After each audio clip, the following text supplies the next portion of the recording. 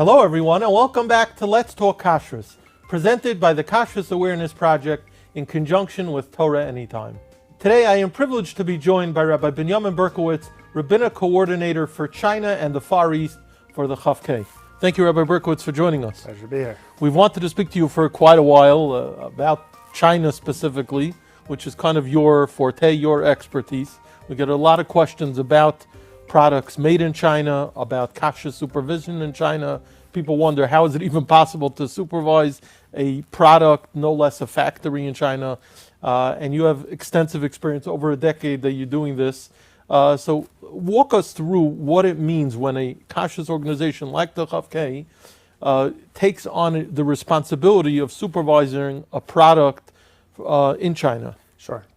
So first of all, there's really two types of kashrus that's done in China. There's what's called special supervision, which would be, let's say, for a candy, for a very specific product. And then there's more of a general for ingredients. So as far as it comes to specific products, that's usually done by what we'd call more the Haimish Achsherim, or some of the Israeli Achsherim, the Badatz, the Charedis, and others. They'll go into a factory, or they'll have a customer who's interested in going into a factory, and they'll make a product, let's say a candy or something like that, and they'll have a mashgiach come in, assess the situation. If they have to kasher, they'll approve all the ingredients, and you pretty much have a mashgiach there for the whole production. Uh-huh. And once the production is over, they control the labels, they check the labels, they make sure it has the proper labels, and then they leave the factory, and then the factory goes on and does whatever it does. As far as, let's say, the more national hashgachas, such as us by the KOF-K, or any of the other nationals, OU, Star K, etc., etc. So we mostly do what you would call ingredients. When I mean by ingredients or by processing aids, that could be anything from it can be anything like flavor chemicals, which is a whole discussion, and then it could be something like a processing aid. It could be an enzyme. We certify a lot of enzymes. It's more like a factory that does like one type of product, meaning they might do a lot of things. They might do a lot of flavor chemicals. They might do several types of enzymes. And then we have companies that are even simpler. Believe it or not, we have companies that do active carbon, which you can ask, why does active carbon need hashgacha? We can talk about that.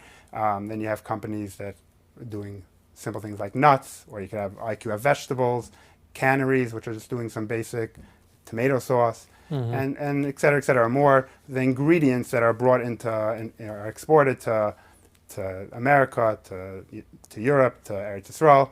So those are really the two types of hashgachas that are done. So when it comes to the type of hashgacha that we do, which is mostly ingredients, so if the first question you asked, so how could we give hashgacha on such a place? So really the first... before you answer, okay. I want to add something to the question. Okay. And tell me if I'm wrong. Maybe it's just my perception of how people perceive things. Sure. But from speaking to people hear China, and they think they have a certain way of looking at it. Either it's like the Wild West out there. It's not organized. There's no accountability. Okay. Right. I think there's a certain perception among the Hamaynam about China. Right. So is that an accurate perception, and is that a challenge, or is there a total misconception about what's really going on? Obviously, any conception, there's always some truth to it. But that's why when you come into a factory, that's the first question you have to ask yourself, is this something that we can reasonably assume that there won't be any chaos, and it'll be something that we could control? Because if you can't control it, then there's going to be something that they're going to do that's going to... So that's already a red flag, right? That's already a red flag. So, so how do we go about that? So actually the first thing we do is we look at, what is this company making? What are they doing? It's not so hard to find out, believe it or not, because they're very open about it. You can go onto their website and they'll advertise exactly what they're making. If you see that they're making things that are very questionable, that how they could be kosher, or there's they have certain ingredients or certain products that will use certain ingredients, so that's a red flag. We wouldn't even go into such a factory to start with. So that's first of all. A lot of what it has to do is being able to assess, is this a simple enough factory for us to go in and reasonably assume that we can do kashrus there. There's definitely something to the conception. Someone just asked me last night, what does it mean when something says made in the PRC? So obviously sometimes people are trying to cover up, because PRC is People Republic of China, so people are trying to show that it's not. They're trying to at least cover up a little bit where it's made. But the bottom line is that that's how we go in with. The first thing is we make an assessment. When we get an application, we look over the application. Obviously, we don't only trust the application. We look at, how is this, what they're claiming they make, does this make sense? Is it possible to do it this way? And if it makes sense, then that's something that we feel that we can reasonably go in and be able to give hashgacha to that. So once you do your kind of pre-visit research, now you actually send a mashgiach down to China. Correct, right. And he has to stay there for an extended period of time? Is that typically the... No, so like we said, when we're talking about the simpler things, a lot of it is as well as hashgacha that's done here, it's based on visitation. Meaning you'll go in and you'll evaluate that this is something that can reasonably be given hashgacha, because we can assume that nothing is changing here. We'll come in, we'll do spot checks, but the basic assumption is that things aren't going to change here. This is all they're producing. There's not much else they could do here, and therefore we can reasonably assume that it'll stay kosher. And the other point to make is that in China, as opposed to in the United States, they really don't understand what kosher is, and they really don't even know. One of the advantages, they don't always know what to hide. Right. They're much more open. I mean, it's not necessarily a chesron. It might be a mila because they don't even know what to manipulate. They don't understand what exactly to look for. Right. So, right. So you said sometimes right. Sometimes actually less educated is better. Exactly. Ironically. Right. Well, what we do is we do some education to explain to them what the rules are. Right. And that's one thing that they're usually very good at, is when you tell them what the rules are, they'll usually, a company which is used to regulations will follow the rules. Right. What else could you tell us that we didn't touch on as far as the supervision of these products? So just, we were talking about when a mashgiach goes into a factory. So just, it's interesting. There are a few things that you wouldn't commonly think that you have to look for, that a mashgiach looks for in a factory in China. So in China, the way it works is often sometimes you have a factory that's run on its own, meaning it's self-contained, and sometimes you have a factory that can be in a large industrial area. So one of the things you have to look for is steam. Shared steam? Is there anything shared? It could be a common thing. And what's very interesting is it's one of the first Chinese words I learned was boiler. Because every time I would ask a Chinese person where your boiler is, they were very confused. And the reason why they're confused is they don't even view that has anything to do with the kosher process or the process at all. So they don't understand, why do you need to see a boiler.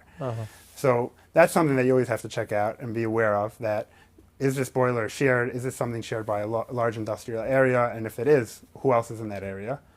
So that's one thing. And another interesting thing is that sometimes we think that hashgacha is just what's in the factory. So we had a case often in China. The way that it works, if you have a factory, let's say doing an extract, an herbal extract, or doing a sweetener, so it'll be right near the crop. So if that's where the farms are, so they'll have the factory near the farm.